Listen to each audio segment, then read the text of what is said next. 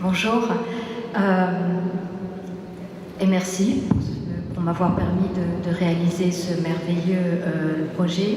Merci messieurs pour ces présentations que vous venez de faire et je vois déjà que vous vous êtes parfaitement approprié le sujet et je ne doute pas que le public sera au rendez-vous. Buongiorno a tutti e grazie mille per essere qui oggi, grazie mille ovviamente per essere presenti per la realizzazione e l'inaugurazione di questo fantastico progetto e grazie a tutti quelli che mi hanno preceduto per la presentazione di questa mostra e grazie ovviamente alla vostra spiegazione che avete già fornito. Je voudrais aussi bien évidemment remercier Monsieur Zellman pour la confiance qu'il m'a accordée. Car c'était effectivement, comme mon collègue le soulignait, un projet extrêmement ambitieux.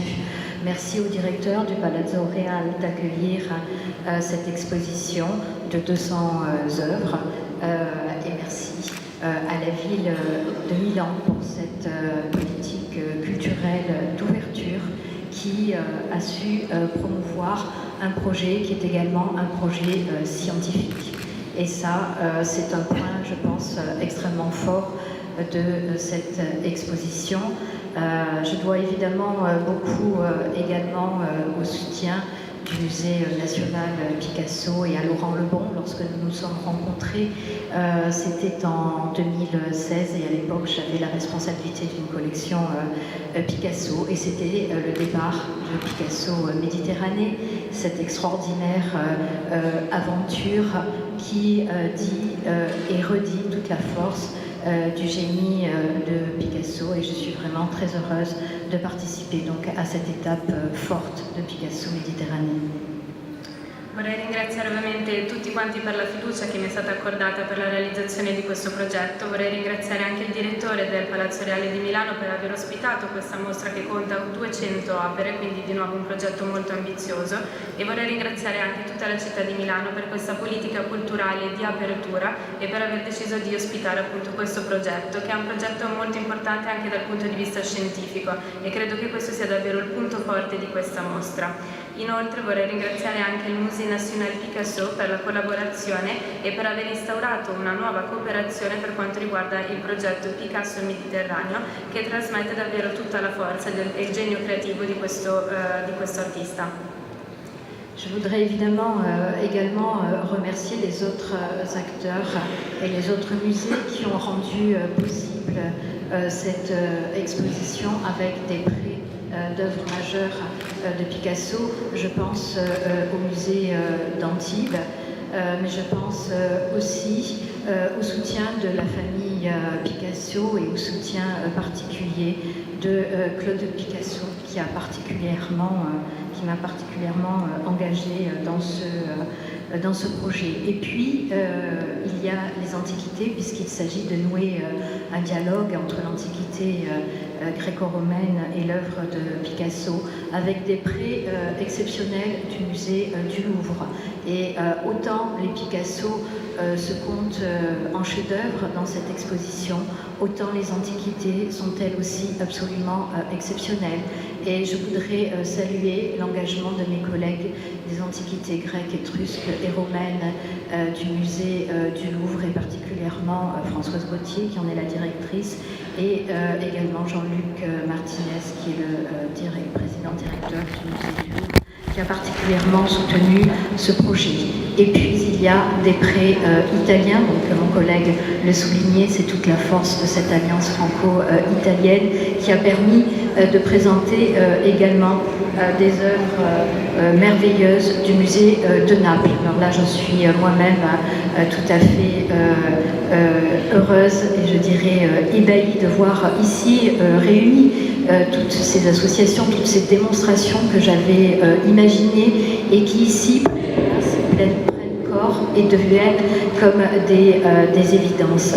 Donc pouvoir exposer les merveilleuses peintures pompéiennes italienne du Musée national de Naples. C'est également une chance évidemment formidable. Donc cette exposition, elle offre un regard et une vision de l'histoire de l'art vraiment élargie, et j'espère que vous la recevrez dans toutes les dimensions de sa générosité. Vorrei ringraziare anche tutti gli altri attori che hanno preso parte alla realizzazione di questo progetto, come anche i musei che attraverso i loro prestiti hanno fatto sì che oggi potessimo ammirare queste 200 opere. Vorrei quindi ringraziare in particolare i musei di Antibes, ma anche la famiglia di Picasso, e in particolar modo Claude Picasso, per il suo supporto e per il continuo supporto offerto alla realizzazione del processo.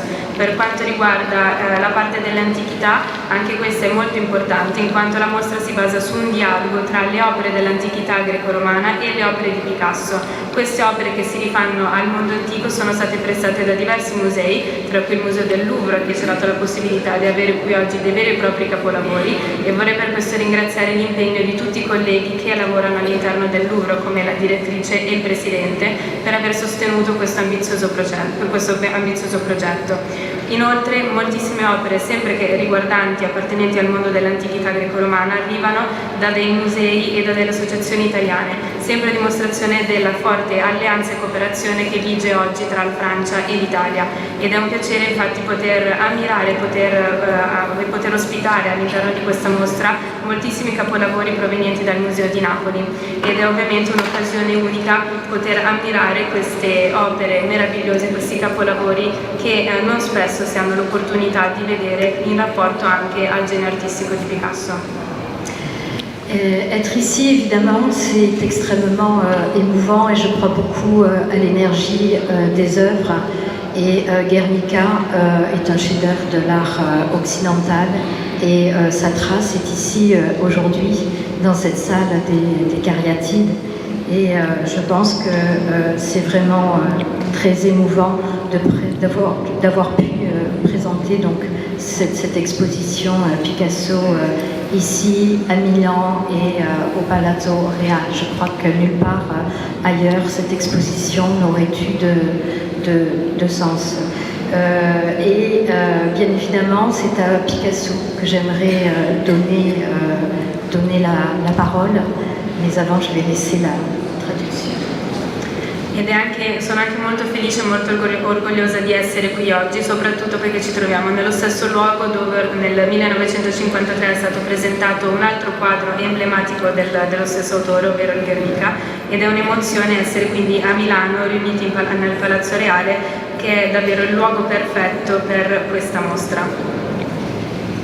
Alors, l'exposition présente 200 œuvres réparties en 14 salles, et je laisse la parole à Picasso dans chacune de ces salles qui évoquent l'une des séquences du projet scientifique. Vous verrez qu'il y a des citations de Picasso, parce qu'on tenait à ce qu'il soit évidemment présent. C'est toujours une responsabilité que de parler en place d'un artiste, plus encore lorsqu'il s'agit de Picasso. Et il y a un de ces textes qui me tient particulièrement à cœur et qui devra probablement figurer à l'entrée de l'exposition. Et Picasso a écrit ceci: « Le peintre prend les choses, il les détruit, en même temps il leur donne une nouvelle vie, pour lui, plus tard, pour les gens. Mais il faut transpercer ce que les gens voient, la réalité, déchirer, démolir les armatures. » C'est un texte, et ce sont des mots que Picasso exprimait lors d'une conversation qu'il avait avec André Malraux, et qui résume assez bien le concept de l'exposition, qui est justement de montrer comment Picasso, au-delà de ses archétypes classiques, arrive à reconstruire et à envisager une nouvelle manière de présenter le monde au travers de sa peinture. All'interno di questa mostra si contano ben 200 opere suddivise in 14 sale e Picasso in ogni di questa sala riesce ad evocare una tappa diversa del progetto scientifico. Inoltre molto importanti sono anche le citazioni stesse di Picasso che possiamo ritrovare in ogni sala. Ed è stato per me molto importante utilizzare queste citazioni proprio per lasciare a Picasso la parola e la libertà di esprimere i vari concetti che sono così essenziali per tutto l'allestimento e per tutta la mostra. Inoltre la citazione che si trova all'inizio dell'esposizione, all'inizio della mostra, riesce a riassumere correttamente tutto il concetto della mostra stessa. Infatti per Picasso è stato essenziale ricostruire sempre in nuovi modi per poter parlare quindi del mondo e per poter mostrare il mondo, e questa citazione viene appunto utilizzata all'inizio del percorso espositivo. Alors il a également écrit après tout, on peut seulement travailler même contre soi. C'est très important. La plupart des peintres se fabriquent un petit moule à gâteau et après ils font des gâteaux. Toujours les mêmes gâteaux et ils sont très contents. Un peintre ne doit jamais faire ce que les gens attendent de lui. Le pire ennemi du peintre, c'est le style. Et c'est aussi ces paroles de Picasso que j'ai souhaité traduire dans cette exposition pour aller évidemment plus loin que des associations formelles. Le but et l'objectif n'est pas de dire Picasso a copié, Picasso s'est inspiré, mais l'idée est de montrer comment ce génie de l'art du XXe siècle a su vraiment révolutionner l'art occidental et l'art contemporain au travers de cette perception et de cette réinterprétation des modèles accademiques de l'art occidental. Inoltre un'altra citazione molto importante è che molto spesso l'artista e il pittore in particolare lavora contro tutti e in particolare contro se stesso, però quello che la maggior parte dei pittori fanno è quello di creare uno stampo, anche uno stampo per dolci, e fare sempre poi gli stessi dolci, ma questo è un errore perché il peggior nemico di ogni pittore è uno stile. Questa è un'altra citazione molto importante che viene trovata all'interno del percorso espositivo ed è molto importante per trasmettere il fatto che questo genio artistico quale Picasso ha saputo senza pari rivoluzionare l'arte occidentale e l'arte contemporanea, interpretando in maniera molto personale, originale e unica i vari modelli accademici ereditati dal passato. L'exposition montre comment Picasso s'est remis sans arrêt en question et comment il transforme de manière perpétuelle sa manière de traduire ses émotions et sa vie. Et on connaît tous évidemment son attachement à la féminité et aux femmes de sa vie. Alors il a écrit aussi « Quand j'aime une femme, cela déchire tout, et en particulier ma peinture ». Et vous verrez que dans l'exposition, les approches de l'Antiquité de Picasso varient en fonction des égéries qui traversent sa vie. Et donc l'Antiquité est omniprésente dans son œuvre depuis ses débuts. Lorsqu'il arrive à Paris en 1900 et qu'il commence à parcourir le Louvre, il y découvre l'exposition universelle, il y découvre l'œuvre de Rodin, l'œuvre d'Ingres, et tout ce contexte, évidemment, va de manière pérenne réapparaître dans sa peinture durant toute sa carrière. Donc on a la chance de montrer ici des peintures mais aussi des sculptures.